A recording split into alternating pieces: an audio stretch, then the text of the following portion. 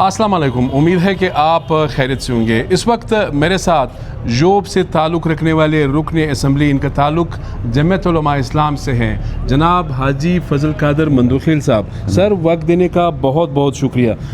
آپ سے میں نے کہا ذرا پوچھوں، گورنر بھی آپ کا ہے، کوئٹہ میں بھی آپ کے ایم پی ایز ہے، آپ کا ایم این اے ہے، لیکن جوب شہر اب بھی کھنڈرات کا منظر پیش کر رہا ہے۔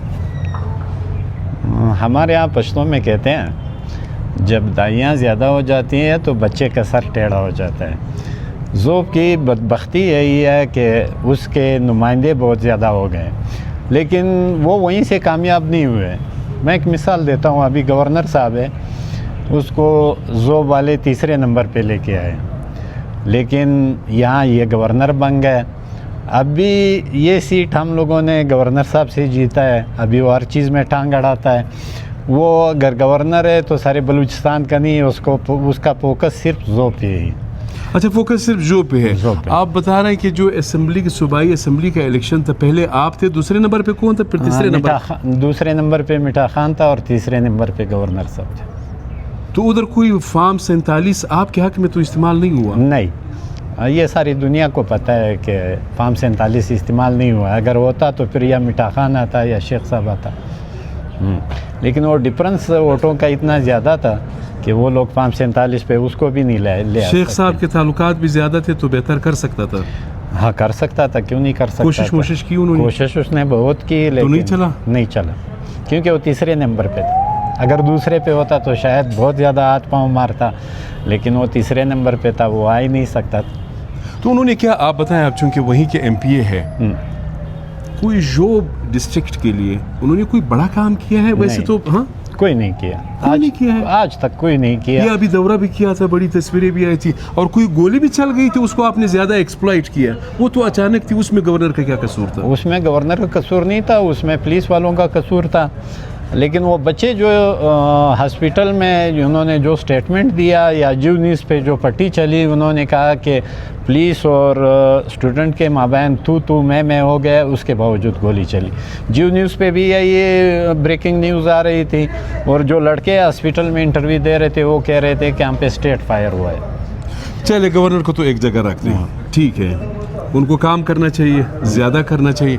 اس وقت آپ چونکہ اپوزیشن میں ہیں، کیا آپ کہہ رہے ہیں کہ گورنر صاحب ٹانگ اڑا رہے ہیں، کوئی پرابلم ہے؟ تو آپ کو کیا جو ڈیولپمنٹ ترقیاتی فنڈز ہے یا جو دوسرے انتظامی معاملات ہے، اس میں آپ کو کوئی سن رہے ہیں یا نہیں سن رہے؟ تقریباً سننا تو ان کو ہر حالت میں پڑے گا، لیکن اس طرح کے جس طرح کا میں چاہتا تھا اس طرح کے کام ذوب میں نہیں ہو رہے۔ اس کی وجہ میں بتاتا ہوں۔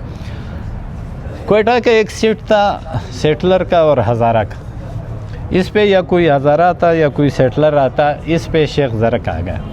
شیخ زرق کیونکہ ذوب کا رہنے والا ہے، وہ ذوب میں ہر چیز میں وہ بھی حصہ مانگ رہا ہے۔ وہ ادھر سے ہے تو یہاں کا ایم پی ہے، لیکن اس کی ترجیح وہاں پہ ہے۔ ہاں، بخت محمد کا کڑ نوا قلعے سے کھڑا ہو گیا، وہ ذوب کا رہنے والا ہے لیکن سیٹ یہاں سے جیتا ہے۔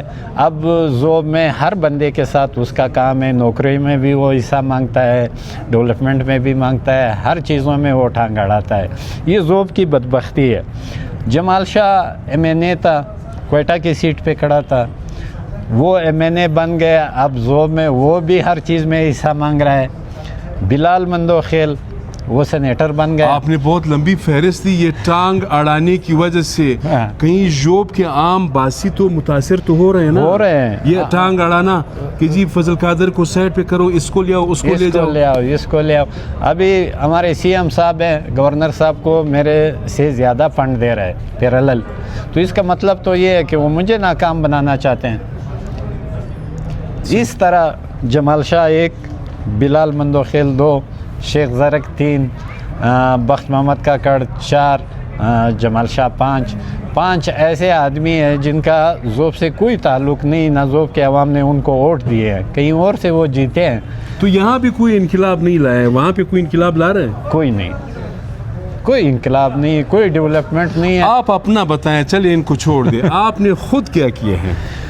مجھ سے جو ہو سکتا ہے، میں ابھی فی الحال کام کر رہا ہوں۔ میں نے 3 چیزوں پہ الیکشن کی تھی، ایک ہیلتھ، ایجوکیشن اور دوسرا روزگار ایگریکلچر، اس پہ میں نے ایک ایجوکیشن تو کوئی قابل ذکر منصوبہ اگر ہمارے ناظرین کو آپ بتا سکے جو آپ نے اپنے علاقے کے لیے کیا؟ ایک ہمارا قمردین کاریز میں ایک ڈیم تھا جو تقریباً آج سے 300 سال پہلے بنا ہوا تھا، مغل نے بنایا تھا۔ 2021 میں جب زیادہ بارشیں ہوئی تو پھر وہ ڈیم ٹوٹ گیا، کیونکہ اس سے سائبیریا کے جتنے بھی پرندے تھے وہ افغانستان سے جب آتے تھے یہاں سٹے کرتے تھے۔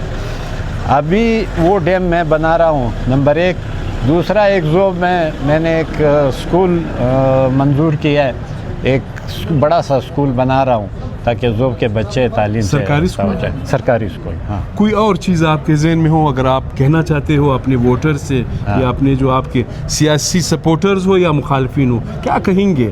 یعنی اجتماعی مفاد کے لیے کیا کرنا چاہیے؟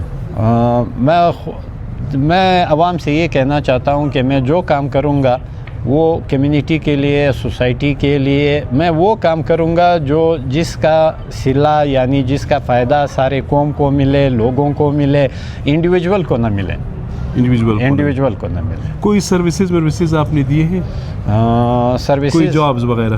جابز کی تو میں نے آپ کو بات بتا دی کہ ہر جاب میں ہر آدمی ٹانگ اڑاتا ہے، ٹانگ اڑاتا ہے۔ سر آپ کا بہت شکریہ۔ ناظرین آپ نے سنا، ہم نے سوچا تھا کہ ذرا مندوخیل صاحب سے بھی بات کریں۔ گورنر صاحب کے پیچھے تو سارے بھاگ رہے ہوتے ہیں، بخت کاکڑ کے پیچھے بھی بھاگ رہے ہوتے ہیں، ان سے کوئی پوچھنے والا نہیں تھا، تو ہم نے کہا کہ ان کو ذرا ہم اپنا جو چینل کا سپیس ہے وہ دے دیں اور آپ تک ان کا جو پیغام ہے وہ پہنچائیں۔ سر وقت دینے کا بہت بہت شکریہ۔ بڑی مہربانی۔